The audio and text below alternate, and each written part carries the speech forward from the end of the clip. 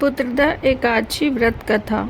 श्रावण माह के शुक्ल पक्ष की एकादशी की व्रत कथा। धर्मनंदन ने कहा, हे देवकी नंदन, अब आप मुझे श्रावण माह के शुक्ल पक्ष की एकादशी का नाम, उसका महात्म्य तथा कथा बतलाएं। मधुसूदन भगवान ने कहा, हे कुंती पुत्र, आप शांत हो, एकाग्रचित हो, इस कथा को सुने। इस कथा के केवल सुनने से ही वाजपेयी यज्ञ का पुण्य प्राप्त होता है। द्वापर युग के प्रथम चरण में हमारे यहाँ महिष्मती नामक नगरी थी। वहाँ पर महाजीत नाम के नरेश का शासन था। उसके यहाँ पुत्र नहीं पैदा हुआ था। पुत्र के अभाव में वह दुखी रहता था। राजकाज में उसका मन नहीं लगता था। उसे अपना राज्य दुखदायक लगता था, क्योंकि पुत्र के न होने से यह लोक तथा परलोक दोनों में ही सुख प्राप्त नहीं होता है। उसने पुत्र रत्न पाने के लिए अथक प्रयत्न किया, परंतु उसे सफलता नहीं मिली। वृद्धावस्था की ओर बढ़ते जाने के साथ साथ राजा और अधिक चिंतित रहने लगा।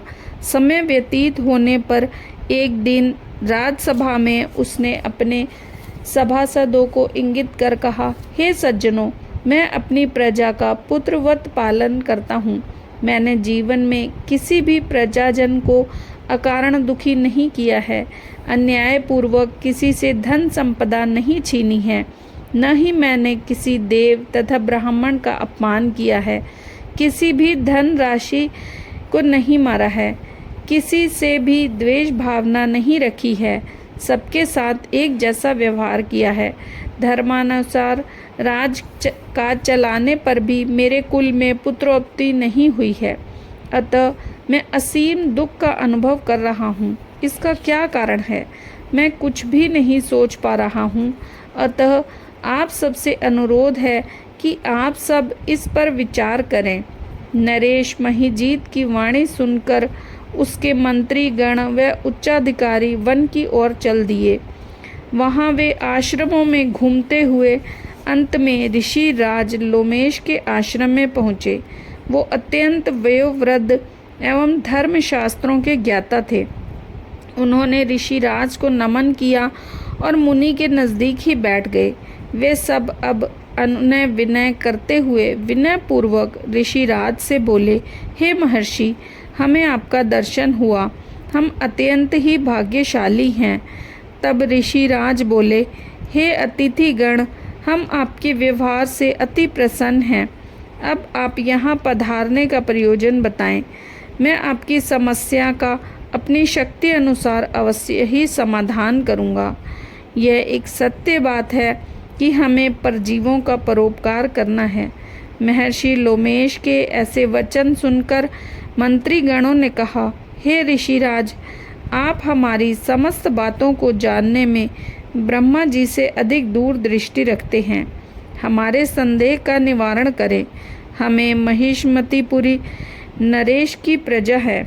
वह नरेश पुत्रवत हमारा पालन करता है और धर्मपरायण है, प्रभु भक्त भी है। इतना दयावान और धर्मात्मा होने पर भी वह पुत्रहीन है। हम प्रजाजन भी उसके दुख में दुखी हैं। हमें पूरा यकीन है कि आप हमारे नरेश के इस दुख का निवारण करने का उपाय अवश्य ही बताएंगे, क्योंकि महान पुरुषों के दर्शन मात्र से ही समस्याओं का हल निकल आता है। इस पर लोमेश ऋषि ने हमारी बात सुनकर नेत्र बंद कर लिए और नरेश के पूर्व जन्म का हाल देखने लगे। कुछ समय बाद उन्होंने नेत्र खोलकर कुछ सोचकर बोले, हे सभासदों, मैंने आपके नरेश के पुनर्जन्म का हल जान लिया है। वह मैं आपको बताता हूँ। आपका नरेश पूर्व जन्म में एक अत्यंत ही निर्लज तथा दुष्कर्म करने वाला मनुष्य था। वह गांव-गांव घूमकर दुष्कर्म करता था। एक समय वह 2 दिन से अत्यंत व्याकुल तथा भूखा था। वह ज्येष्ठ माह की शुक्ल पक्ष की एकादशी का व्रत था। दोपहर के समय वह प्यास से बेचैन हो एक सरोवर के तट पर जल पीने के लिए पहुंचा, तो उसने वहां पर तुरंत ही ब्याही हुई गौ को जल पीते देखा। आपके नरेश ने उस गाय को जल नहीं पीने दिया, उसको वहां से भगा दिया और स्वयं जल पीने लगा। उस दुष्कर्म के कारण ही राजा को ये दुख भोगने पड़ रहे हैं और एकादशी के दिन भूखा रहने से उसके पुण्य से आपके नरेश बने हैं, परंतु उसी गाय को जल ना पीने देने के कारण ही उसके पाप से राजा के कोई संतान नहीं है। इस पर सब लोग बोले, हे ऋषिराज, शास्त्रों में ऐसा लिखा है कि पुण्य से पाप नष्ट हो जाते हैं, इसलिए कृपा करके अब आप हमारे राजा के पूर्व जन्म के पाप नष्ट होने का उपाय बताएं, क्योंकि उस पाप के क्षय होने से पुत्र रत्न की उत्पत्ति होगी।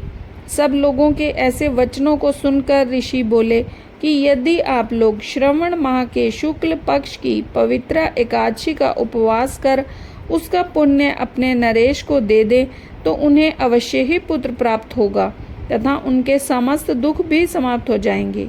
ऋषिराज के कथनानुसार सब प्रजाजनों ने नगर में वापस लौटकर पुत्रदा एकादशी का उपवास किया तथा रात्रि जागरण भी किया और उसके पुण्य को अपने नरेश को दे दिया।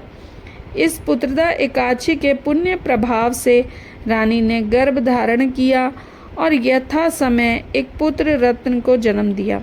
राजा तथा प्रजा के समस्त दुख स्वतः ही समाप्त हो गए।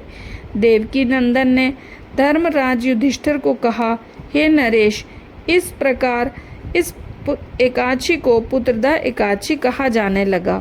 अतः पुत्र रत्न चाहने वाले लोगों को श्रावण माह की शुक्ल पक्ष की इस पवित्र एकादशी का उपवास अवश्य ही करना चाहिए। इस एकादशी के उपवास से इस लोक में तथा देवलोक में अनेक सुख मिलते हैं तथा देवलोक की प्राप्ति होती है और मनोकामना भी पूरी होती है। जय श्री हरि विष्णु।